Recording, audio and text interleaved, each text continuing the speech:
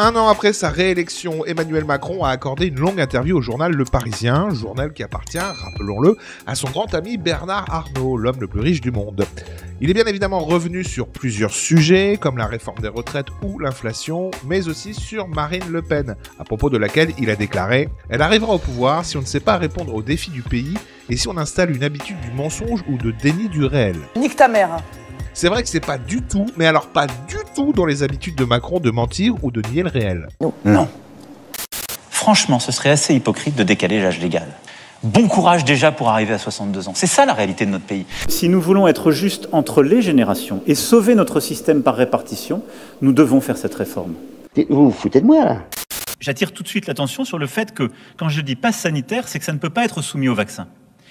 Parce que si on arrive à un moment dans le printemps à rouvrir certains de ces lieux, nous ne saurions conditionner leur accès à une vaccination. Dès le 21 juillet, le pass sanitaire sera étendu aux lieux de loisirs et de culture. Tu mens, il ment. 14 réacteurs de 900 MW seront arrêtés d'ici à 2035. Ce mouvement commencera à l'été 2020 avec l'arrêt définitif des 2 réacteurs de Fessenheim. Restera alors à organiser la fermeture de 12 réacteurs entre 2025 et 2035.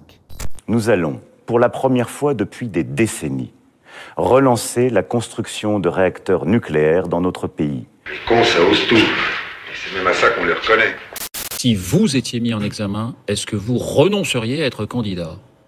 Oui, de la même façon que dans le principe, un ministre doit quitter le gouvernement lorsqu'il est mis en examen. Le ministre de la Justice était convoqué pour être mis en examen. Sans surprise, il a été mis en examen. Ministre, est-ce que vous allez démissionner ?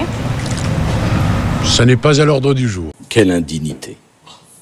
Si vous avez regardé cette vidéo, c'est que vous ne devez pas trop aimer Macron comme moi. Je vous conseille donc mon top 10 des humiliations de Macron en 2022. Vous allez voir, c'est que du bonheur.